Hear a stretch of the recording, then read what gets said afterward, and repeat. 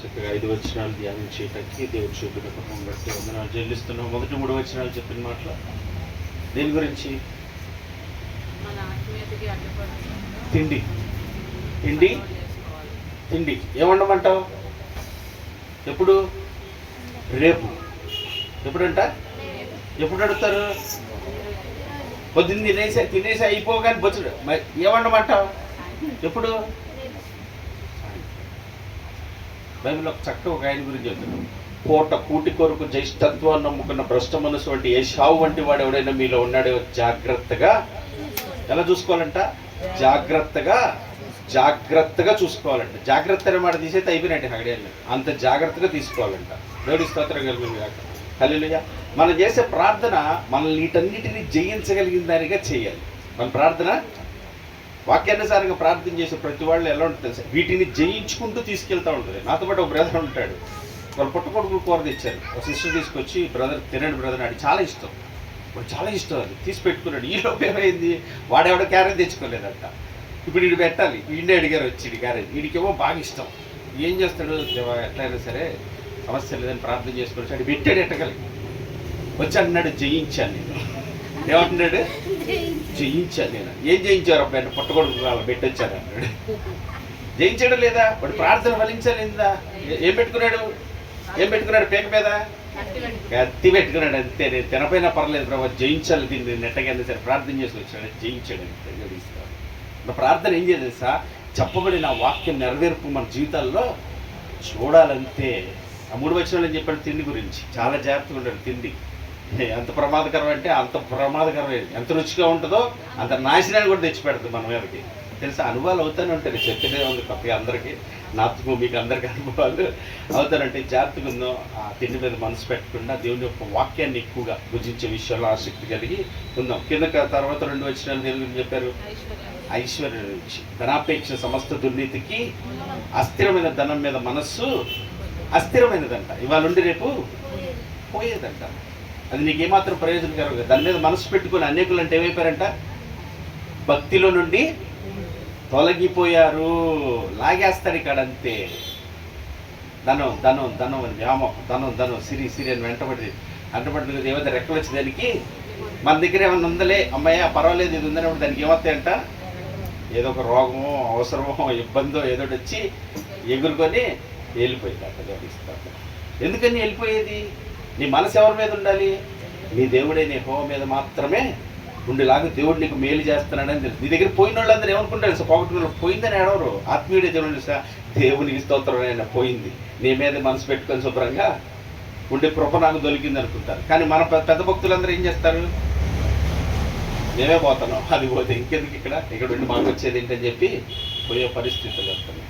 దేవుని స్తోత్రం కలిగిన జాగ్రత్తగా మెలకు కలిగి లేకపోతే ఏమాత్రం అజాగ్రత్తగా కానీ ఏమాత్రం నిర్లక్ష్యం కానీ ఉంటే కనుక ఏమైపోతాం? మన ఆత్మీయ జీవితాలని కోల్పోయే వాళ్ళగా ఉంటాం. ఒకటేనండి, ఈ ఆత్మీయతలో భక్తి, దైవభక్తి గొప్ప. పౌలు అంటాడు దైవభక్తి గొప్ప లాభసాధకమై ఉందంట. ఏంటంట? గొప్ప లాభసాధకం. ఏంట లాభం? నీ చుట్టూ ఉండే పరిస్థితుల్లో, నీ చుట్టూ ఉండే వ్యక్తులు, నీ చుట్టూ ఉండే పరిస్థితులు లాంటి మీద నీకు జీవిస్తూ ఉంటుంది. అదంతే. వాళ్ళు ఎన్ని చెప్పు, వాళ్ళు బిల్డింగ్ కట్టుకున్నారంటయ్యా, నువ్వు ఇంకా రేకు చెట్ల కొన్నే ఎవరికైతే నాకు ఇదే ఎక్కువ ఏంటంట అన్నింటిని జయించేలాగా చేసి నీ మనసులో ఒక నిభ్రతను కలిగించి నిరీక్షణ కలిగించి ఆధారం చేస్తూ ఉంటుంది భక్తి. నేను దేవుడికి స్తోత్రం కలిగిందిగా అది కావాలి మనకి. చూసిన దాని వల్ల ఆడేదని చెప్తే ఆడివైపు, వీడేదని చెప్తే ఏది దొరికితే దాని వైపు వెళ్ళిపోవడానికి కాదు భక్తి. గొప్ప లాభసాధకమైంది, మామూలు విషయం కాదు. మనకి తెలియకనే మనం ఇట్లాగా ఉంటున్నాం. రుచి చూచి ఎరిగి వాళ్ళు తెలుసుకున్నారు. వాళ్ళు తెలుసుకున్నారు. అబ్బాయి ఎంత విడిచిపెట్టుకోవడానికి ఇష్టపడలేదు వాళ్ళు ఏమాత్రం. కానీ మనమైతే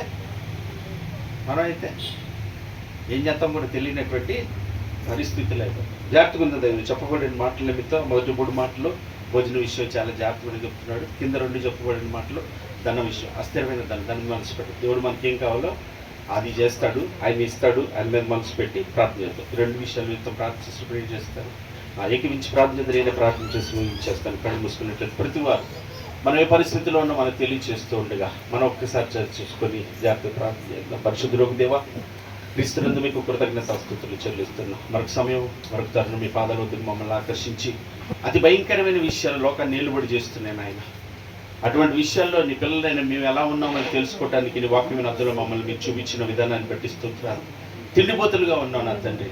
ఈసారి నాయన సన్నిధిలో ఒప్పుకుంటూ ఉండగా తిండి తిండి ఏమి తిందుమా ఏమి తిందుమా ఏమి తిందుమా అని అనుక్షణం ప్రతి క్షణం పూటకి తిండి కోసమే ప్రయాసగాని నా తండ్రి నాయన నీ వాక్యాన్ని చదువుదాం, జీవాహారం భుజిద్దాం అనేటటువంటి ఏమాత్రం ఆలోచన లేని దౌర్భాగ్యులమైనటువంటి సోమరులైన మమ్మల్ని కనికరించమని క్రీస్తునందు ప్రార్థన చేస్తున్నాం. నువ్వు హెచ్చరించినప్పుడే సమయం ఉండగానే సద్వినియోగపరుచుకునే కృప మాకు దయచేయండి.